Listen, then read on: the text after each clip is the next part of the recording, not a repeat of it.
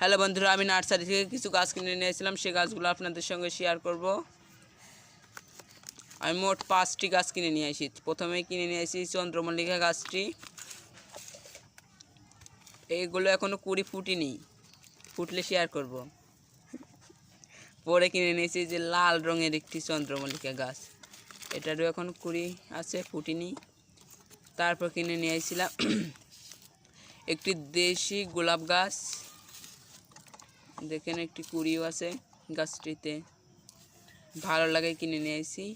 তারপর কিনে নিয়েছি একটি হাইব্রিড গোলাপ গাছ, এই যে এটা বলেছে হলুদ, হলুদ লাল সাদা অনেক কালার মিক্স হবে।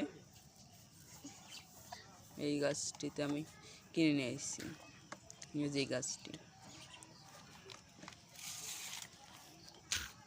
তারপর কিনে নিয়ে আসছি যে এই লাল রঙের, একদম টকটকে লাল রঙের একটি গোলাপ গাছ, এটি অনেক সুন্দর, ফুটলে শেয়ার করব আপনাদের সঙ্গে।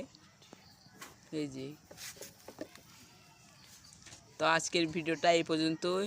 আপনারা সবাই একটু লাইক কমেন্ট করেন। সবাই টাটা।